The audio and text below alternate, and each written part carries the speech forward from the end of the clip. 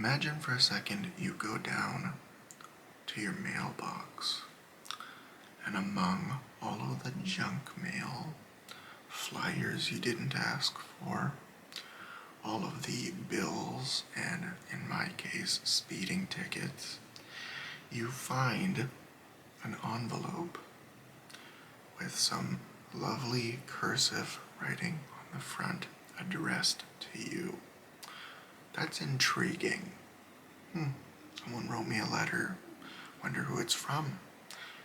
And you go open it to realize it's from a beloved family member or friend that took the time out of their day to write you a letter.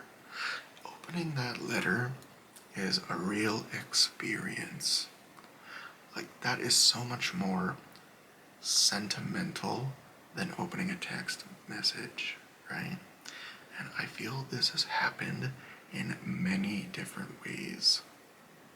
And I feel it will continue to happen in the coming years in many different ways. A lot of people say that we're living in the fourth industrial revolution right now. First was coal, then, steam, gas, then of course electricity, and AI, artificial intelligence, is the fourth industrial revolution. And that's what I'm going to talk about in this video today. Technology, the advancements it's made for us, ways it's helped us, ways that it's hindered us, and what I can foresee for the future, of course, with artificial intelligence. Now, to call it the fourth industrial revolution, I think is a very accurate portrayal of what AI is doing. I mean, industrial revolution, it's just shaking everything up, changing society completely as we know it. And I really think that it is. I've got some notes on my phone here just so I don't get too sidetracked, because we all know how I like to do that. Not long ago, just like the letter, things used to be such an experience. And I was reminded of this, actually, when I was in my vehicle, which is a new vehicle, and I'm not trying to flex. My vehicle has Apple Play and Android Auto, so it automatically connects to your phone stream right from it. It's awesome. And I realized this vehicle doesn't have a CD player at all. Right? And I just think it's crazy that throughout my childhood, a CD player was like, wow, your car has a CD player, it's not a cassette deck. And then even later on, it was like, my vehicle has a 6 CD changer. You don't have to take your CDs in and out every time. You can load up 6 of them, and then you press, I want to listen to CD number 3. I forget which one that is. And you'd hear it. Like, load up that CD. Oh yeah, it was AC/DC that was loaded up. And that was, pinnacle of technology. It was holy. Or even cell phones, how I thought this was always so funny, how, they made holsters for cell phones that, you put your belt through so that you can visibly show off, wow, that person has a cell phone. Like, that was a way to flex on people back in the day, And to think, like, in my lifetime, it went basically from cassettes to CDs, now to fully audio streaming, like, on so many different platforms. And while it is so much easier and so much more convenient, the ability to build playlists, for example, or people request songs, and we don't have that CD here. It's very much more convenient, but at the same time, it's just so much more soulless of a thing. It used to be so fun to buy and collect CDs and pull out the insert and look at pictures of the band or the artist and read the lyrics and little kind of Easter eggs about it. And keeping a stack of CDs in your car or maybe in one of those zip binders where you could flip through and look at all of them. And this is it. This is my CD collection. It was fun. And, I feel in that regard like this younger generation might not even own a CD ever. And that's just wild to me. But on a side note, it's interesting to note how, in my opinion, technology, everything comes full circle. Like vinyl records, arguably like the least convenient possible way to listen to music. You have to have a huge record player and put the needle on and the turntables and wire it to an amp and put it through your speakers. Like, ugh. But it kind of went out and now it's back in. It's cool to collect vinyl. I have some vinyl records. And that happens with a lot of things: technology, fashion, trends, etc. Things go out and then they make a swift return. Let me just take a look at my notes here.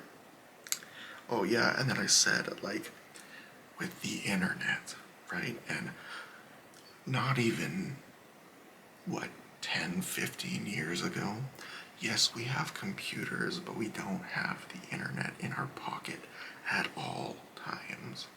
So if you weren't at home, say you're out in public, and you want to know, how much does an elephant weigh? An average elephant.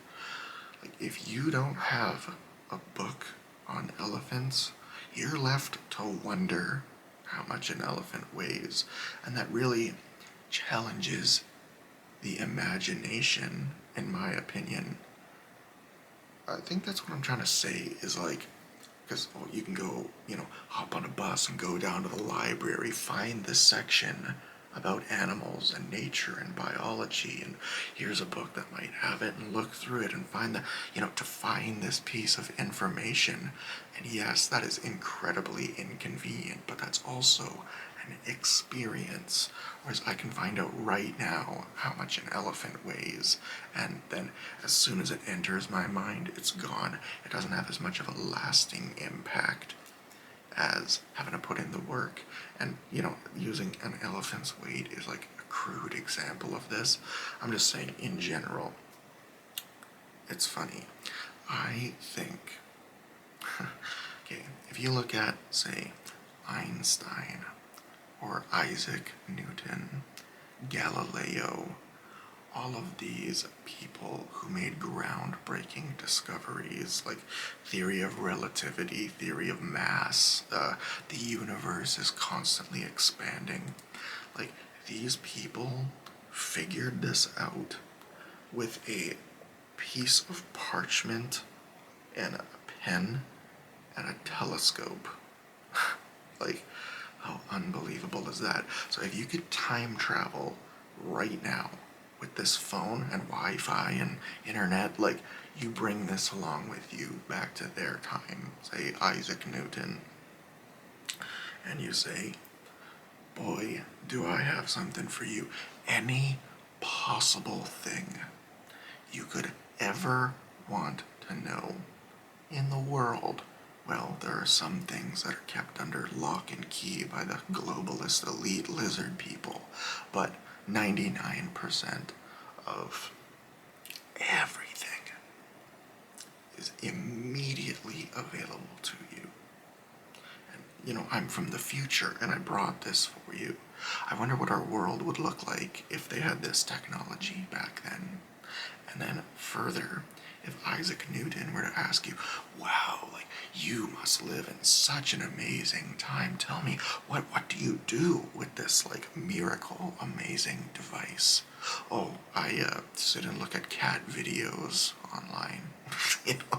Like, so, I don't even know where I'm going with this. I think the massive potential that people can do, start a business, learn a new skill, learn a language, learn a new hobby, self-development, start a store, you name it, it's all possible. So again, that makes things really convenient, but at the same time, I think it makes us lazy. It trains us to seek instant gratification. How annoying is it when you're just sitting watching a wheel buffer forever? It feels like forever, but it's 10 seconds. Like, back when I was a kid, it used to take, 15 minutes to even load up the internet, right? So it's just frying our attention spans and short form video and da da da da da. But I'm going a little bit off topic here. I'm just saying, you know what? Pen on paper, it feels good to write. I have a much younger sister, and they don't even teach cursive writing in school anymore. Like, that's replaced with typing, like learning how to type and how to use an iPad. Crazy. So yeah, things are no longer as much of an experience and leave a lasting impression, developing core memories in such a way that, when it comes to tech, it's like it automates everything as it's supposed to, but at the same time, it automates everything, and you don't have to do too much thinking. Like, if we go back to my elephant bit, like, you could spend 10, 15 minutes trying to figure out, well, they're pretty heavy and blah, blah, blah. Like, again, it's that sense of curiosity and wonder and desire to know is kind of eliminated when you have all information there. Like, it's still curiosity. But I hope you get what I'm trying to say, because if I keep speaking in circles, I'm just going to end up at the exact same point that I started. Okay, so I'm going to move on to talking about now artificial intelligence. But first, I'm going to talk about, okay, if we say technology, like, I'm talking very much like media, cameras, cell phones, computers, televisions, etc. But even, like, I absolutely love antique things, antique appliances, antique furniture. And, things were really made to last back in the day.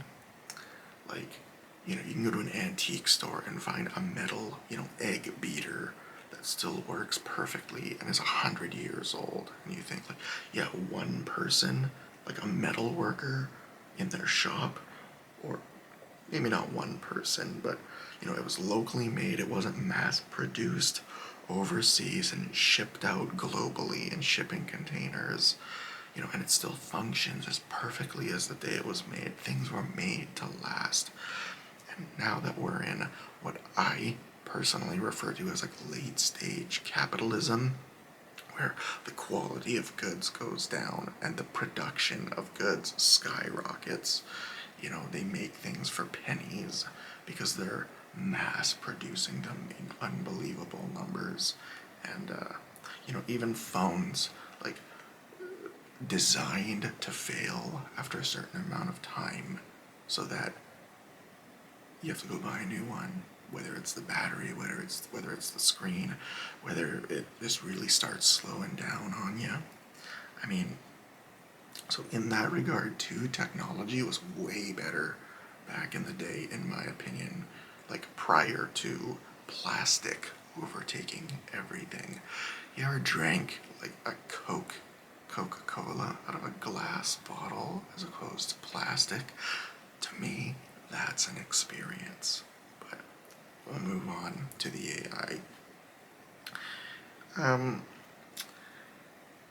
So what triggered me to think about this was I saw a clip, I think it was a YouTube short, and it's about Elon Musk.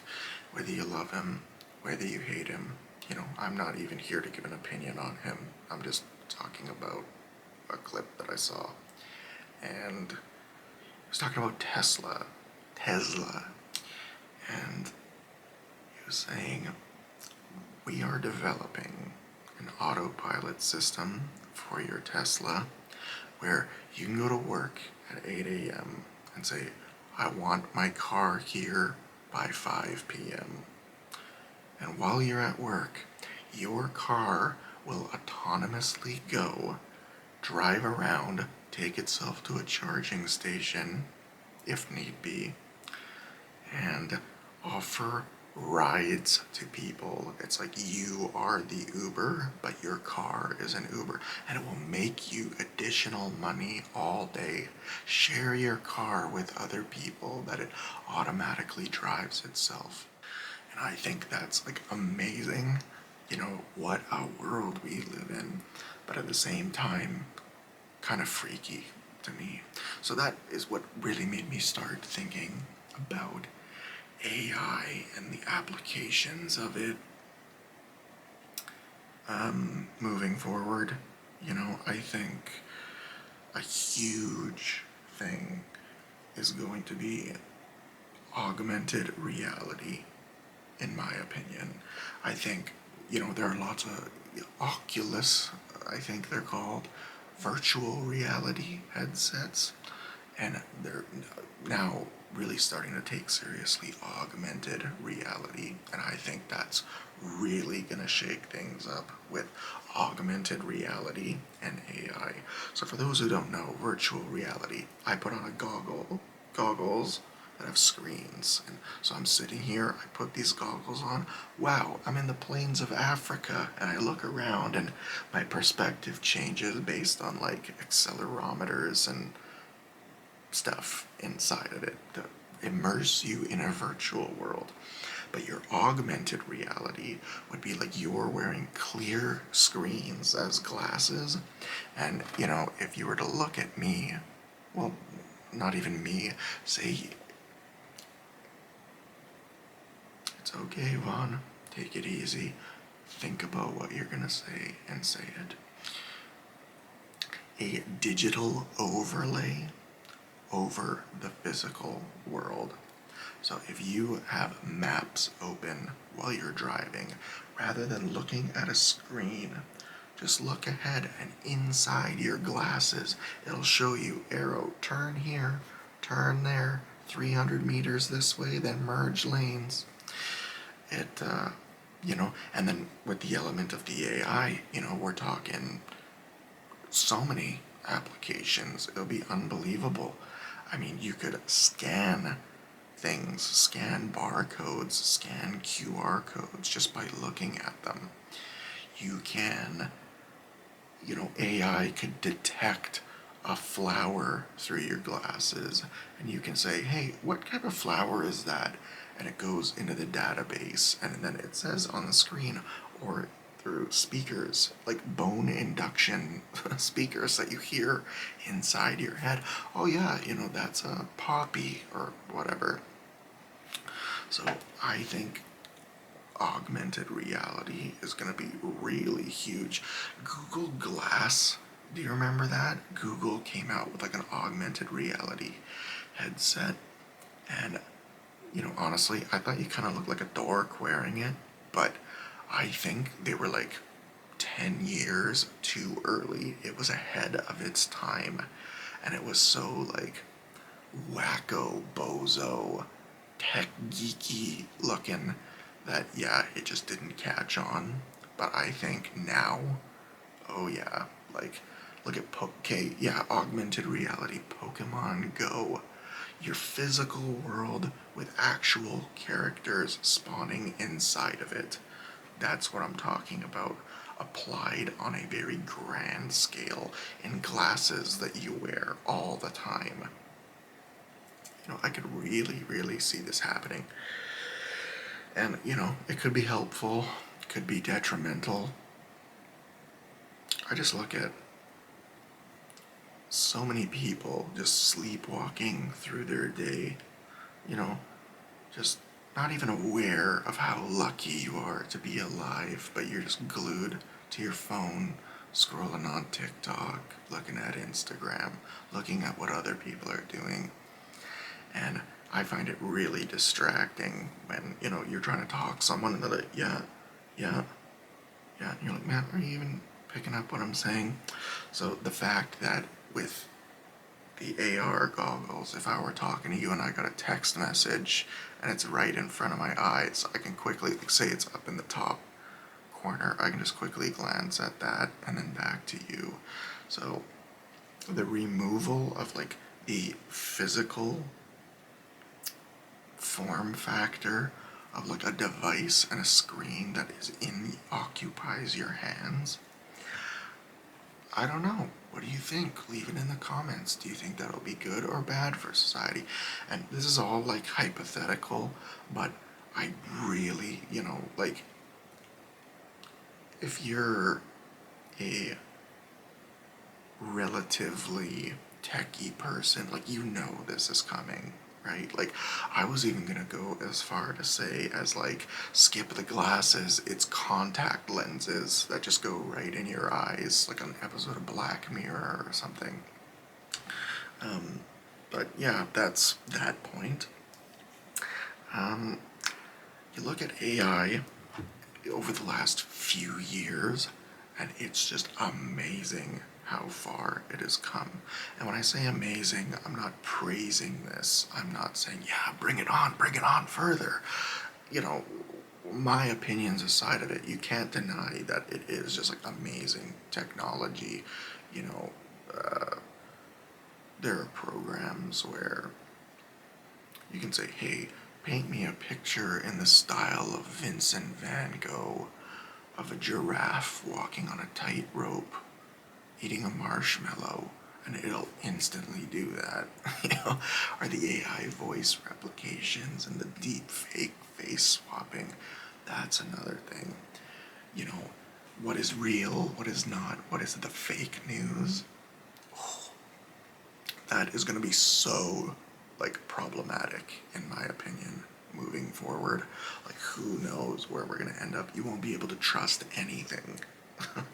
I think, like, don't trust anything you see. Like, don't believe everything you see on that internet. Like, in full force, right? Let me just consult my notes here.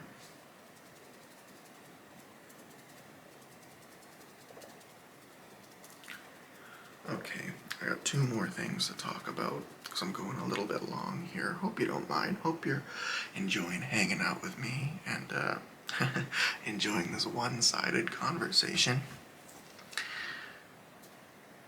They say AI is coming for your job. It's coming for my job, everyone's jobs. And I believe this, okay? So I think some of the first people to go are going to be teachers, unfortunately. Sad to say it. Like, I personally believe that teachers are like one of, if not the most overworked and underpaid jobs that exist. I mean, imagine watching like your cousin or your niece or nephew for the afternoon and how it just absolutely wipes you out. Kids are energy sponges. They just take and take and take. And I love kids. I want to have kids one day. I'm not saying this in a negative way. But imagine, it's your job to sit with like 30 strangers' kids and, first of all, make them sit in a desk all day and teach them math. Like, I just can't imagine doing that. But again, I digress. To go to ChatGPT right now and say, write a multiplication lesson for my third grade class. It would do it instantly in a heartbeat. All of a sudden, you assign that script to a nice, pleasant voice with an AI generated face, and you got online classes, right? Like, I think teachers will be one of the first ones to go, unfortunately, and lots of jobs, right? Even me, okay? So I used to be kind of cocky about this because I was like, I'm a massage therapist, and I am, and there's no way. Like, AI is not coming for my job. I got job security for the rest of my life. I'm good. I go to my gym, and they have these massive massaging chairs there that close around your arms and close around your legs, and it massages your entire body at one time, and it's heated and it vibrates. And I look at that like, man, this is gonna be such a joke. Like, I'm just gonna try this just to, like, yeah, okay. And I got in it, and I instantly was like, oh no, like, this feels so good. And it did. And, I can't massage someone's entire body at one time. So, what would take me an hour to do, this machine could do in 15 minutes.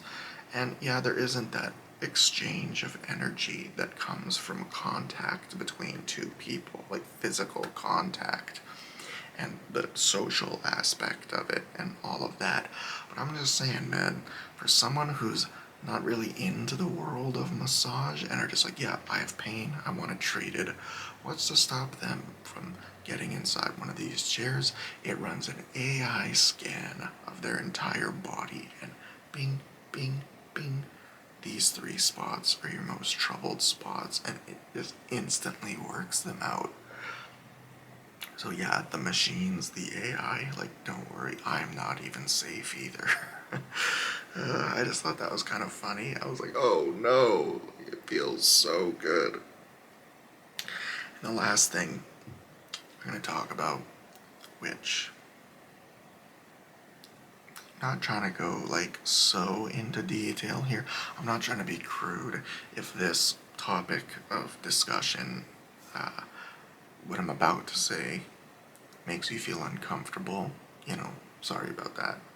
But I can't deny the fact that AI virtual companionship and AI, like, X-rated pornographic content is gonna be huge. And that's really scary, because that industry, the adult film industry, is like one of the highest earning industries on the planet Earth.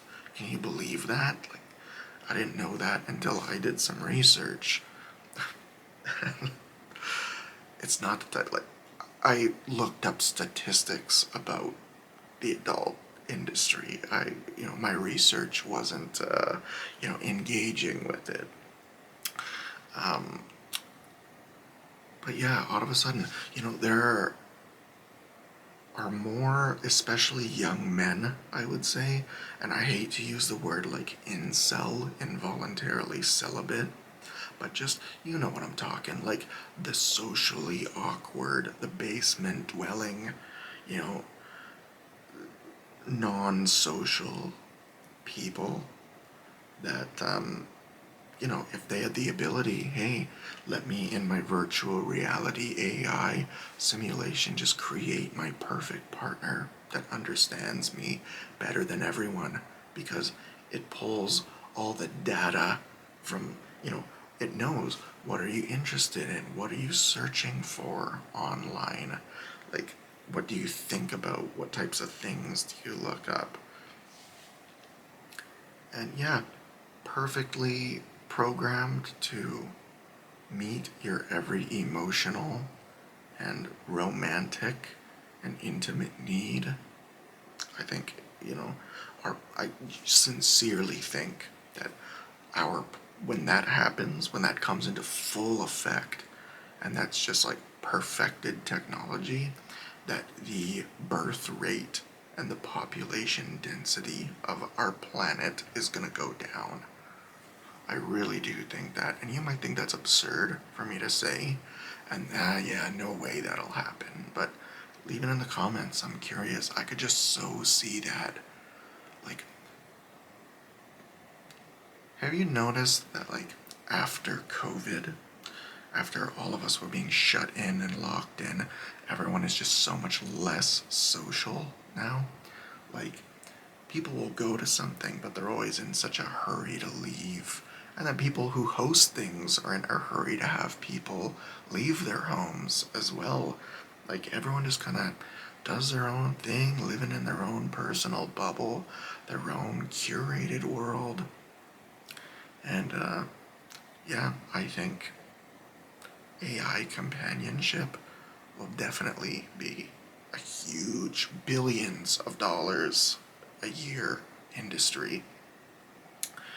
So that's what we have to look forward to. Yeah, I really didn't want to end on that note.